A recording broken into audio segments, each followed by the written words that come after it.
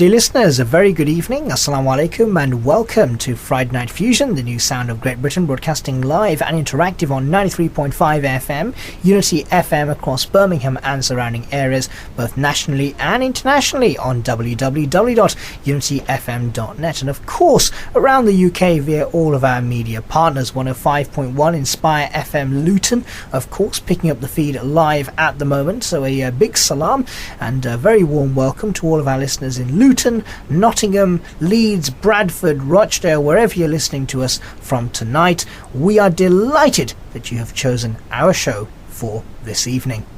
As you know, my name is Ahmad Bostan, joined by Gregory as always, and this programme gives you the very latest in national and even international news, lively debates and interesting discussions. And today we start off with a very, very significant story this particular week.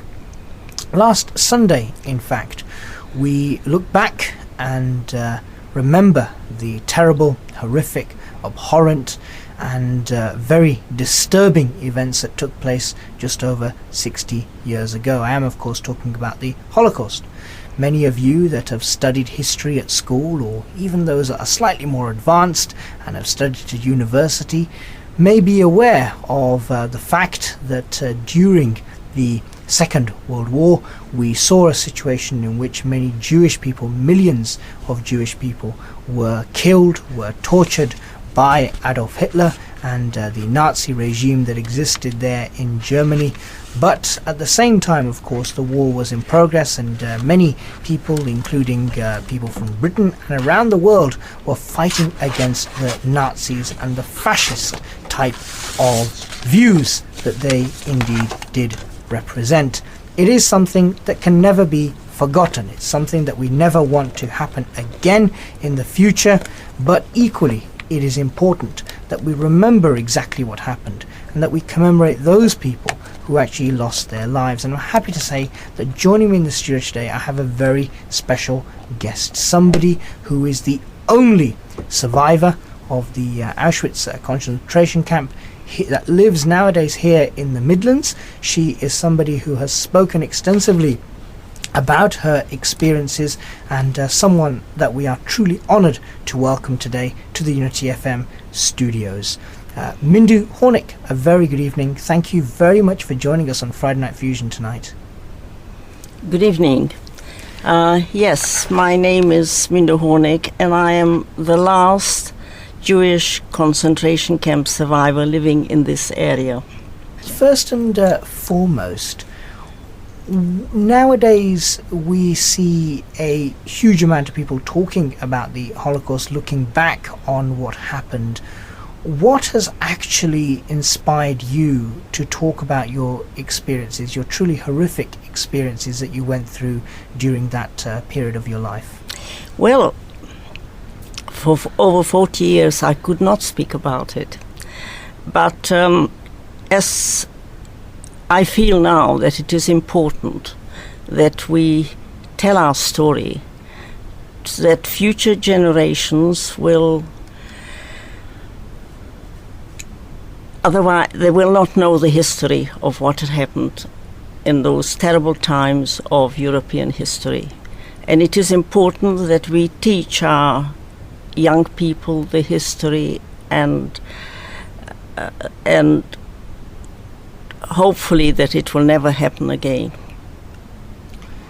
Now, as much as it is painful and difficult, it is important, as you say, to educate those of us that weren't around during that time exactly on what happened.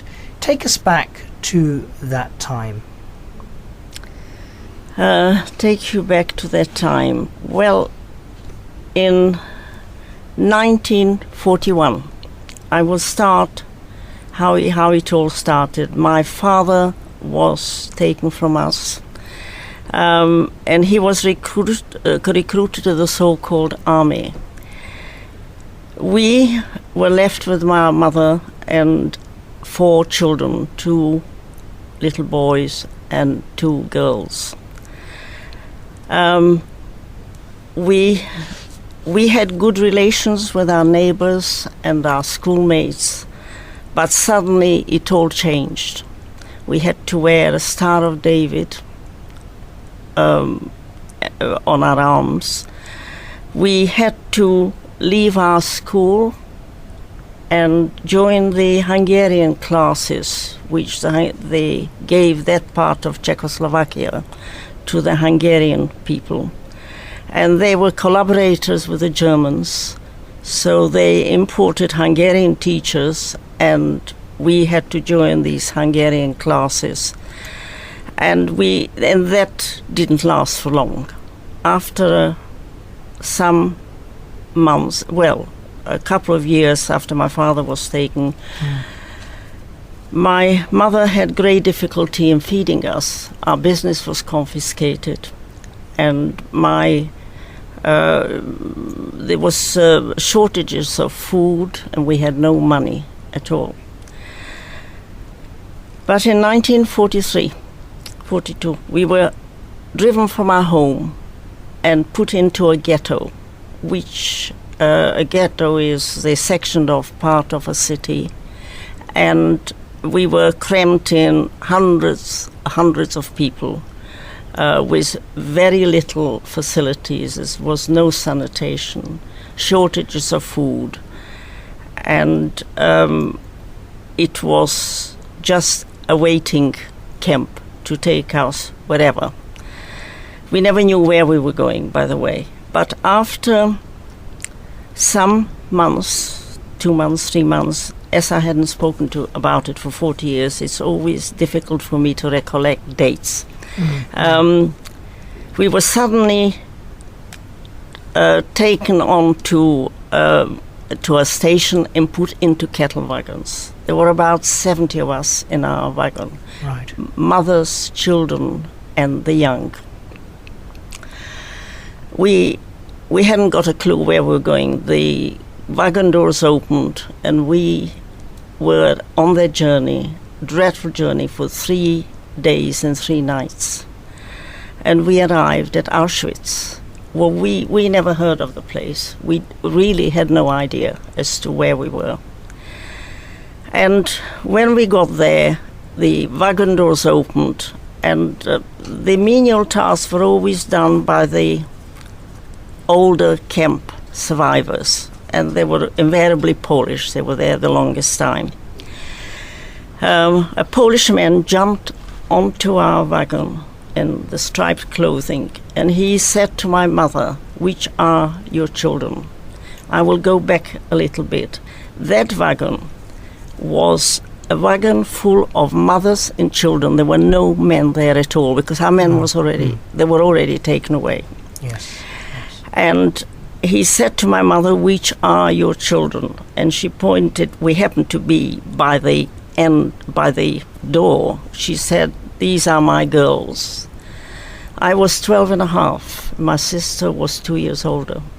He said to my mother, in Yiddish language,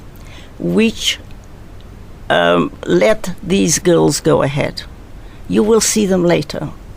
The fact that he spoke to her in her language, she was convinced it was the right thing to do. I mean, the confusion and the panic was such. Whoever gave you some advice, you would take it. Yes. And as we were scrambling down these cattle wagons, he said to my sister and myself, "You say you're 17, and you say you're 19, and you are a seamstress. You had to be work-worthy." And I presume that is the only thing he thought we could do. But once we came and joined this enormous trail of people going towards a gate, which we had no idea, there were SS men barking dog viciously, and there was a general sense of panic. But once we reached this famous gate, Arbeit macht frei, work makes you free, there was a first selection. Mothers and children to the left, and the younger, fit people to the right, that we went through the main gate allowed into the camp.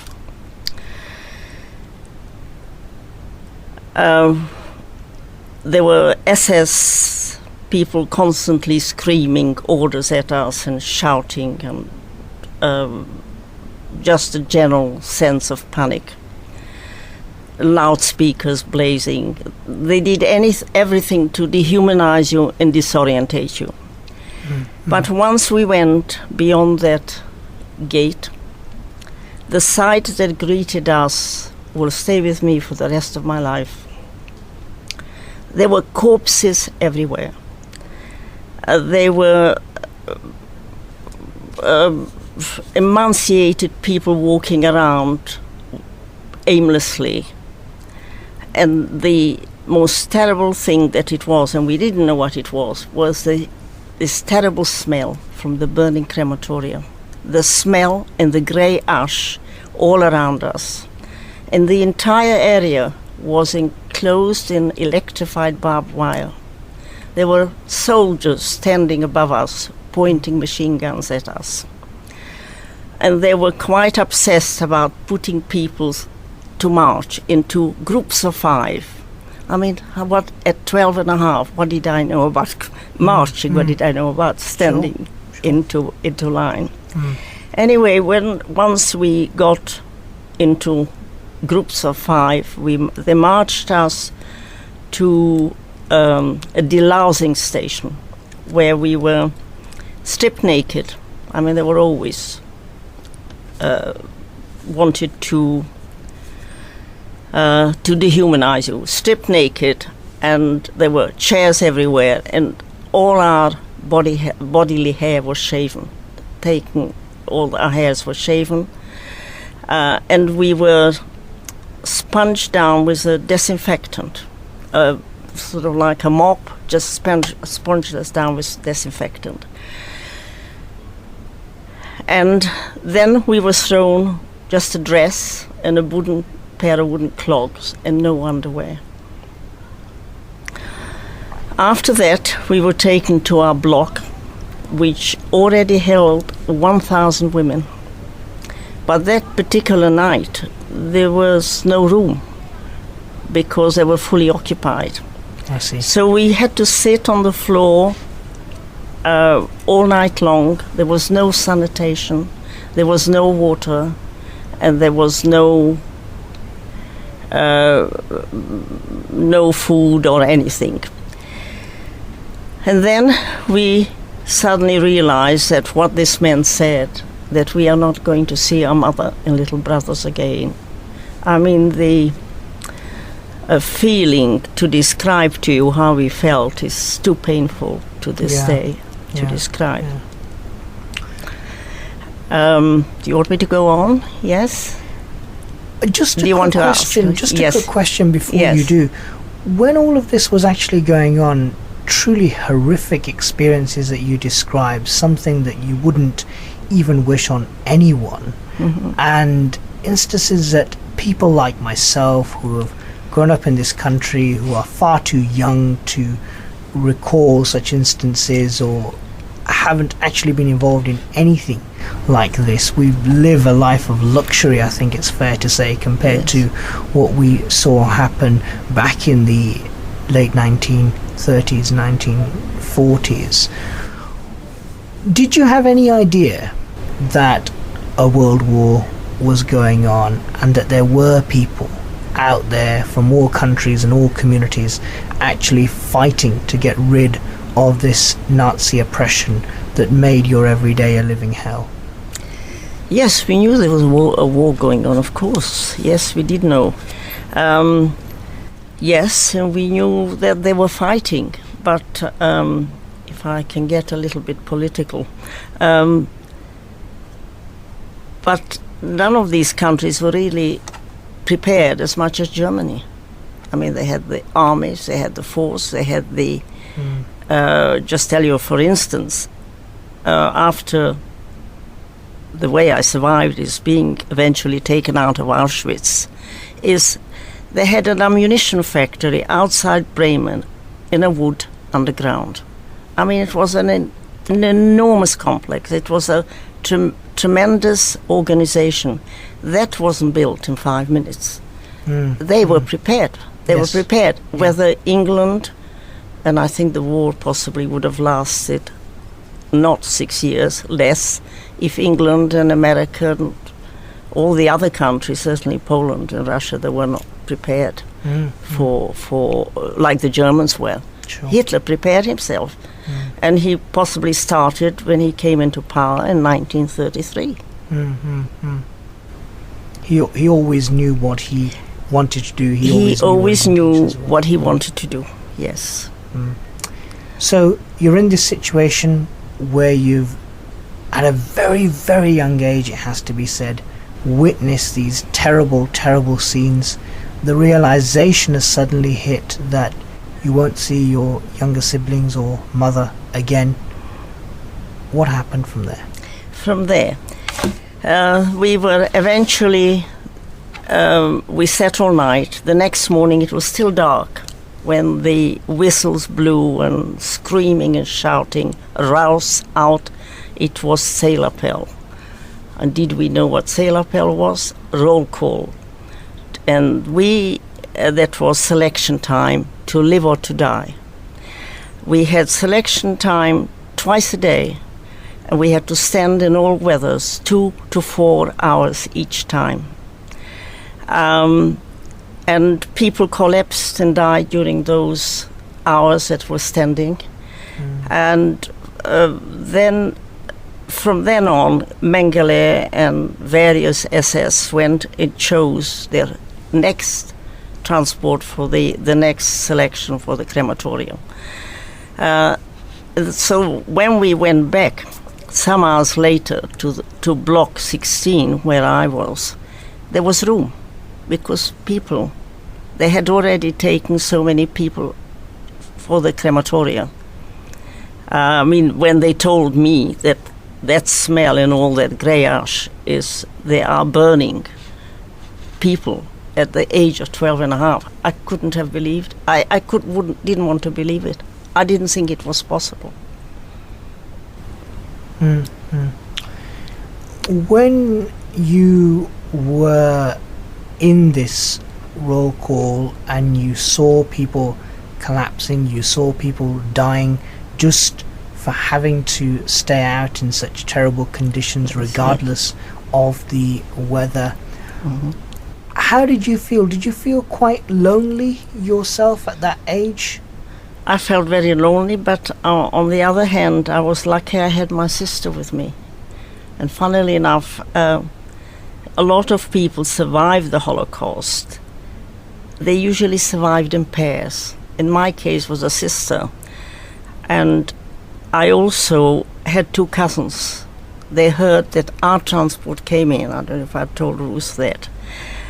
And they came to find us, and they managed to exchange. They called us the children. They were older cousins, 4 years older than us, to do an exchange from block 14 to block 16, that they can keep an eye on us.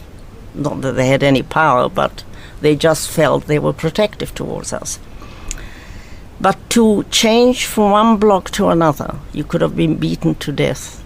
So it had to be done secretly, because all they were concerned, I mean, you didn't have a name, you just had a number. Yes. By the way, I've forgotten, after the shower, we were taken to a tattoo center, and we were given a number. From then on, you had no name. You hadn't got a name. Funny enough, when we came to that, they'd run out of ink or needles, I don't know.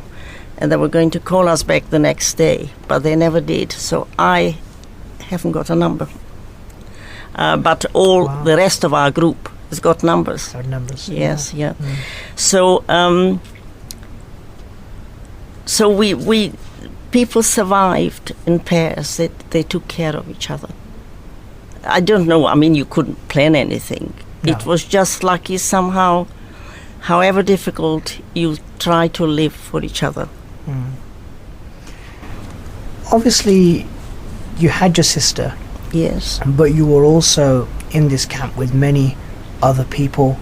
Many of them shared the same faith as you. Indeed, it's Yes. terrible to think that it was because of the religion that you follow that you were persecuted and many people tortured and truly beaten and all sorts of other instances just because they were a part of that particular faith group.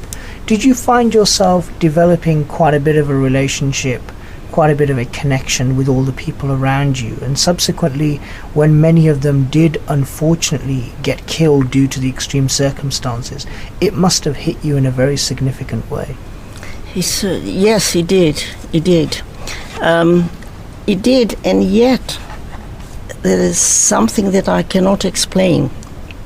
This will to survive is something that you, unless you find yourself in this kind of situation, it's hard to explain. You would think to yourself, I'm glad it's not me. And I've never been able to explain it, that one should feel like that. Did I feel pity? Possibly I did. Possibly I did. As I said to you, I hadn't spoken about it for 40 years, and I had to dig very deep into my subconscious to actually recall many of the incidents that happened. So you suddenly found yourself in this situation. Years went by, same old routine. You saw many of the people that became your friends, became your companions, lose their lives. You saw many other people going through a huge amount of difficulty. You yourself, no doubt, went through a huge amount of difficulty. When did it all end? When did it end? Well, after some months at Auschwitz, 500 women, including myself and the two cousins, my sister, myself and the two cousins, were chosen for a transport. I mean, this word transport could mean anything. You could be shot against the wall, you could be taken to the crematoria because they needed extra beds. But we were given, and that gave us some hope, we were given a dress, a coat, and some ordinary shoes instead of wooden clogs. And we were selected to work in an ammunition factory near Bremen. We went on to, they collected us. I mean, nobody ever told you where you were going or what your journey was. And they put us on a train, and within half an hour of the journey, the train stopped. The railway lines were broken. So they unloaded us, and we slept all night long outside the crematorium. For some reason, the crematorium was also out of action. So the question was this: if the crematorium is functioning again, we are for burning. If the railway lines get mended, we carry on our journey. However, our luck was in, and the railway lines were mended, and we carried on our journey. And we arrived at this camp, 500 of us. It was slightly better conditions than Auschwitz. And we worked in that ammunition factory really till the end of the war. We would be woken at 4 o'clock in the morning and marched to work at 5 o'clock till 7 o'clock in the evening. We were always cold and hungry. But there were slightly better conditions, and we were suddenly being hopeful because there weren't the daily selections. There was no crematorium, and there was no... It was not an extermination camp. I mean, they could soon transport you to one. They weren't far away. Yes. But at that point, they were not there. They were not at our camp. Right. And they needed us for work. I mean, we were doing very useful work. I see. But the sad part about it was that the tall girls were selected to pour in the hot gun solution into the containers without any body or face. They should have had face or body protection to shield you from the hot acidity of the gun solution. Some of the girls had perforated lungs. I know one of my cousins, who was a tall girl, has got one lung only. Some went blind, and all our hairs started growing a little bit by then. We all turned red, so we're all like gingers, red. But and we worked. We had to push the lorries because they had no petrol to the railway linings. And the Allies were looking for that factory all the time because they knew there was ammunition coming out, but it was so cleverly concealed in a wood, yes, that they couldn't find it. They couldn't find it. We will continue our discussion, Mindu, but we do have to take a short break. We'll be back after this talking more about the Holocaust and the terrible instances that took place. Dear listeners, Assalamu alaikum, a very good evening and welcome back to Friday Night Fusion, the new sound of Great Britain, currently the largest news, entertainment and current affairs show on UK community radio. And today we are, of course, in conversation with Mindu Hornick, one of the few remaining Holocaust survivors, one of the few remaining survivors of Auschwitz, in fact. Mindu, were there many people that were actually sent to ammunitions factories like you just mentioned you were, or were you simply in a smaller minority? Did most of the Jews and other people who were under oppression at the hands of the Nazis have to stay in the concentration camps? There were several, from what I gather, only by reading books and so on. Yes, there were several ammunition factories, but I'm not sure if they were in a wood underground, but this particular was, and it was just outside Bremen. And we could hear Bremen being bombed every night. We could hear it. We were so near to Bremen. So you knew then how intense the war was getting? Oh, yes, we did. Yes, we did. I mean, we had no news, but because we had no radio, we had no communication from anywhere. But yes, we could hear Bremen being bombed. And after the war, when we traveled through, we could see it was just a load of rubble. So how long were you at the ammunitions factory for? We were there till the end of the war, till the day before till the day just before the war ended. And suddenly we could see that the SS and our guards were getting very agitated.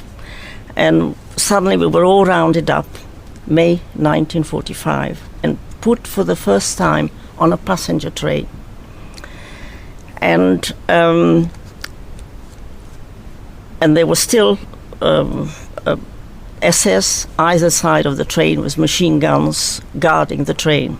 And as the train was moving, the Allied army, the advancing army, could see they knew there was ammunition coming out, could see something moving, and they bombed our train. 500 of our women, our starving women, were killed one day before liberation.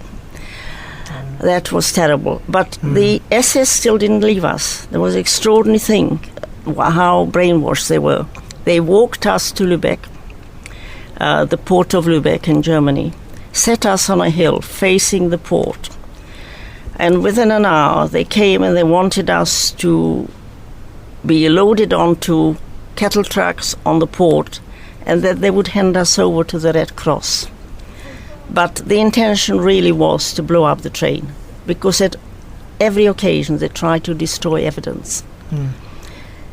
By some miracle, we just refused. We had many sick and wounded girls there. We refused to move off the hill.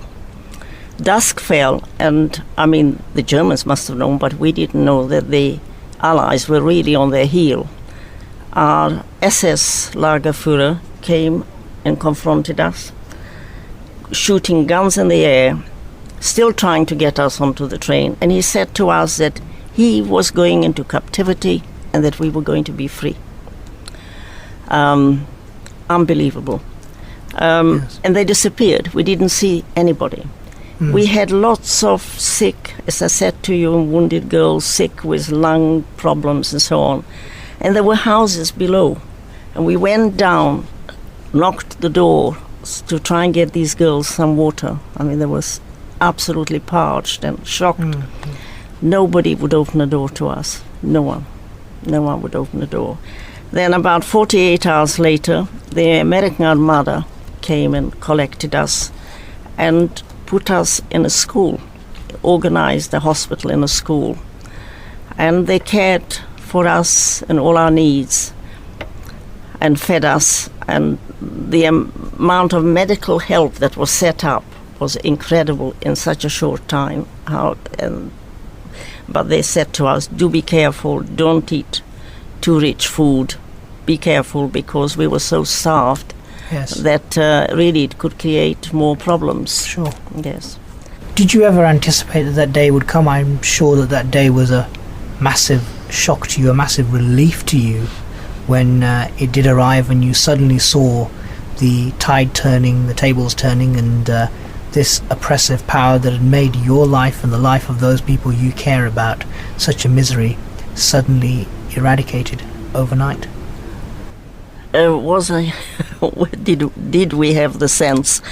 You were always yes we did. Yes, we were very, very happy that we were free, but then it's not so easy. We started counting our heartbreaking losses. Yes. Who we have lost, what lay ahead. I mean, there was so much to think about. And these are memories for you that will always remain, and memories very personal to you. Yes. Your experiences are in no way typical of the experiences that your average person would ever go through, and you were exposed to them at such a young age. Yes. Possibly because of my age, that's the reason I survived. Because, I mean, they didn't allow older people into the camp. They were immediately selected at the gate. Mothers, children and all. They would only allow people that were work worthy, that they know they would be able to work. The reason I survived, possibly, there were 2 or 3 reasons. First of all, this man who, if he hadn't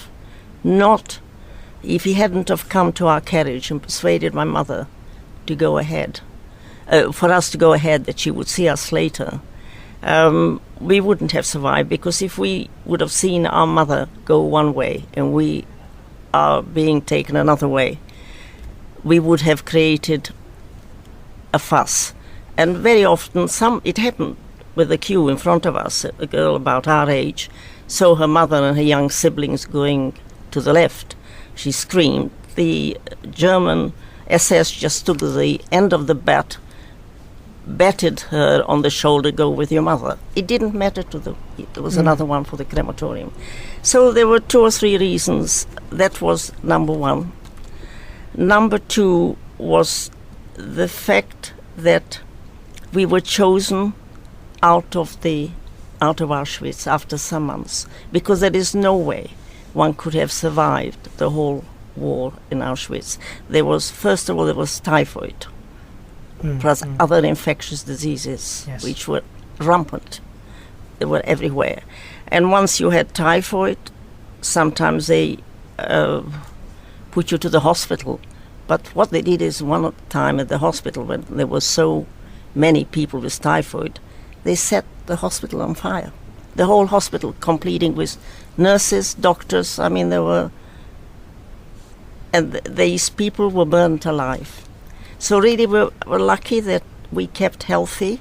Well, healthy in a way. I mean, we were like skeletons when we eventually were liberated. But you survived. But that we survived, yes. And we survived because we were taken out of Auschwitz for work, because that camp, the ammunition camp factory, they gave us 1 soup at lunchtime, a small ration of bread and black coffee in the evening. But we were always hungry. I mean, that's all you could ever think about is food. Sure. Food all the time. And it's very fortunate that we have people like you with us today to share your experiences, to talk about what you went through.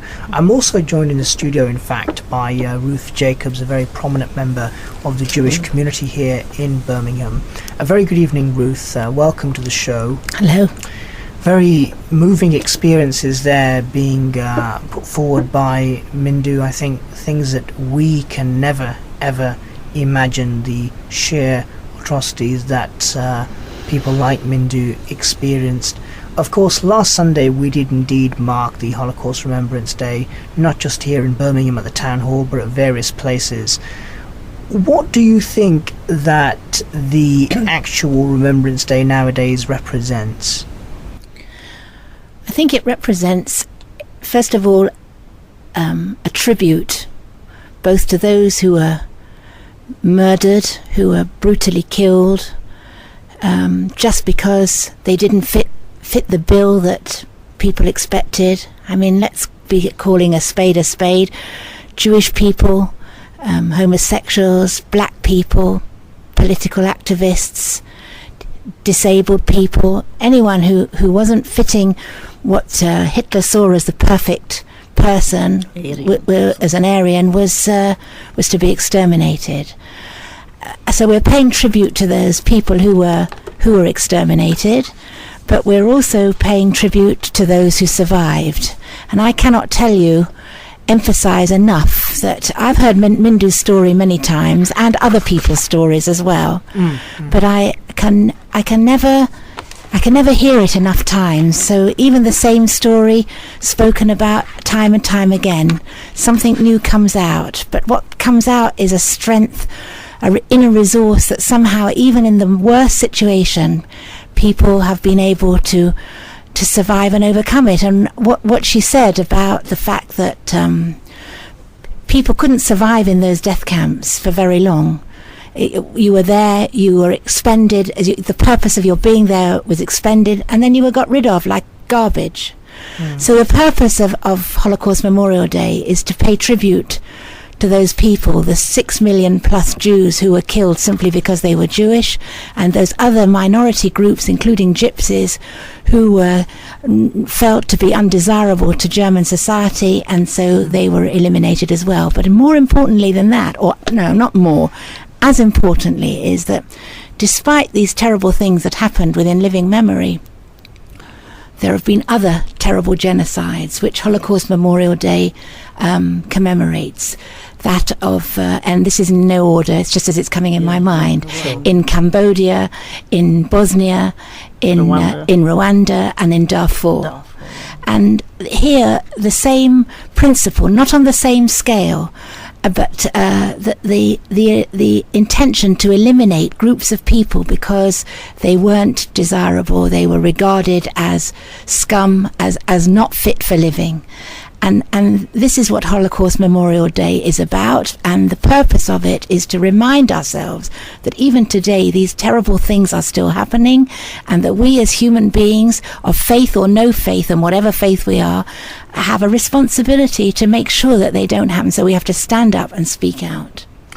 Now, of course, the Holocaust Memorial Day itself has been going on now for a number of years. Since 2001. Yes. Now, what did you get up to this Holocaust Memorial Day? Perhaps both of you could answer that question. Mindu? Well, what did I? Well, I obviously remembered my parents and my sisters and brothers, my sister, cousins, grandparents, all that perished in the Holocaust. And it gives me some kind of comfort now, which I wasn't able to do for a long time, is to speak about it. And to hopefully that terrible tragedy will not happen again.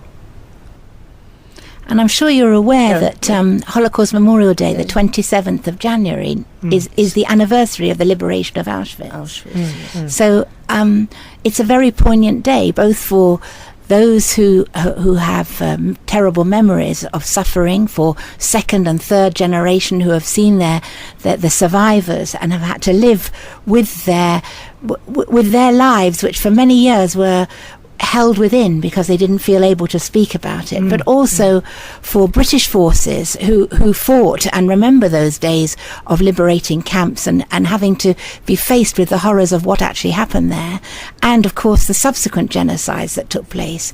So that date is very poignant, and I was very pleased to be invited to be part of a steering group which plans Birmingham City Council's Holocaust Memorial Day event.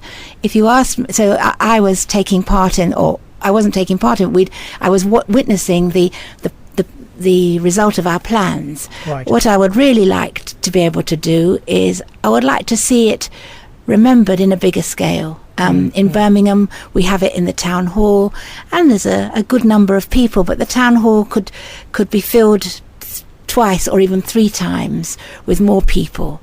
And I think that maybe we're a marvellously multicultural, multi-diverse city here.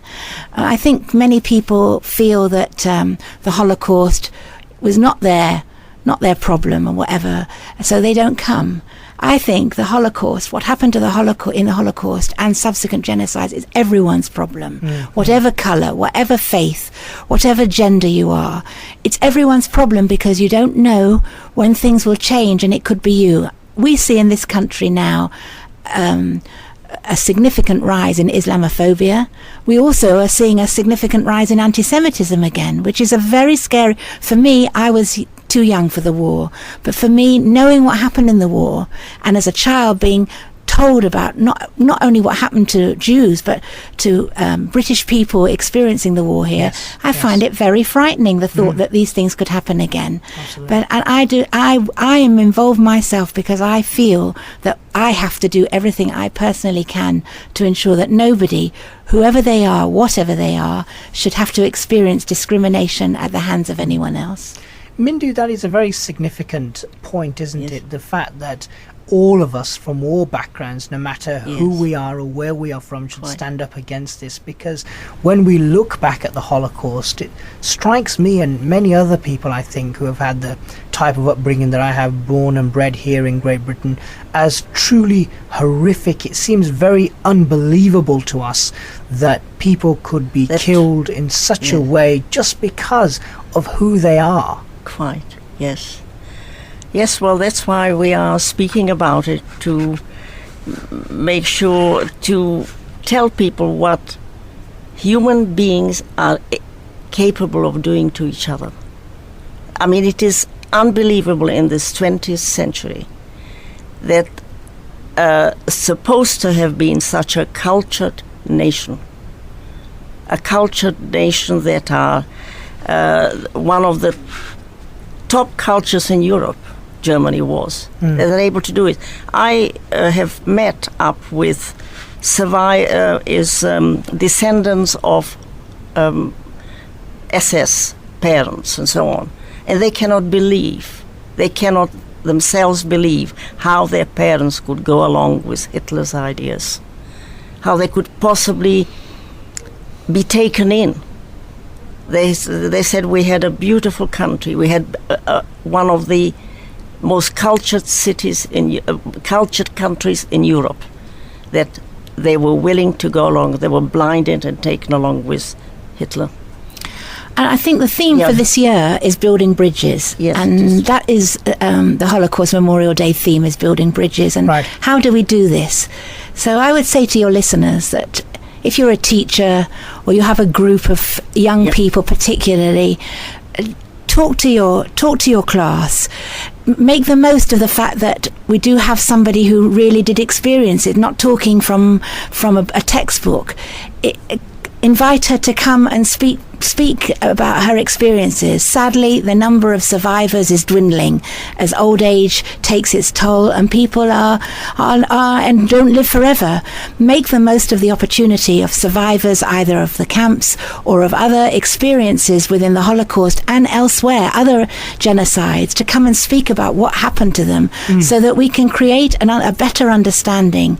And also make it your business to find out about people, the differences is we should celebrate the differences and diversity, but not just talk about it. Know about other faiths, why they're important to the people who belong to them, in the same way as your listeners will be feeling that their own faith is important. As a Jewish person, I'm very keen to share what I know with others, my own faith experience, and to learn from others as well. So I would appeal to your listeners to get involved and make the best and the most of what is available. It is often said that our biggest enemy out there is ignorance, and sometimes when we are ignorant to what each other believe or what each other stand for, it may start off as prejudice, it may start off as racism, but it can lead to what we saw in the late 1930s, early to mid 1940s, and obviously the subsequent genocides that you there describe, Ruth. Unfortunately, time is our only enemy, and let me just say how truly moving it has been listening to your experiences, Mindu Hornick. I'm sure many of our listeners out there will have been truly taken aback by everything you've gone through, and a very inspirational individual indeed, may I say, somebody who has managed to pluck up the courage and the ability to be able to talk about this even though you went through such horror. But before we seal off this part of the show, a final message from yourself, Mindu Hornick. All those people listening out there, all of our listeners who are truly moved by this, what is your message to them? We should learn to love our neighbors and respect each other's beliefs, and to really respect our community and work towards a united community. Is that right? Yes. Unite the communities. Yeah. We respect other people's beliefs and respect other people's religions, and that is very important. We are a multicultural city in Birmingham, and we like it. We like it. It's added a lot of color. It's added a lot of interest in food in every way, and I think we should support and respect each other.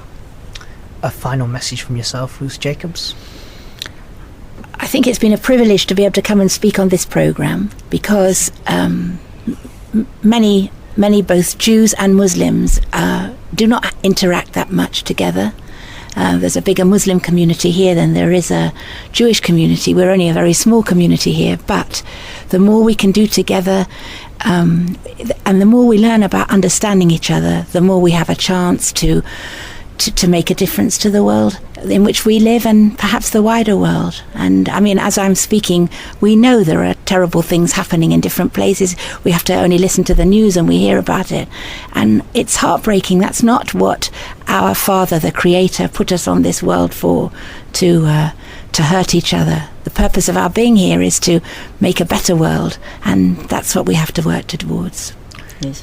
Ruth Jacobs, Mindu Hornick, thank you both very much for joining us on Friday Night Fusion this evening. Thank you. Thank you for having us.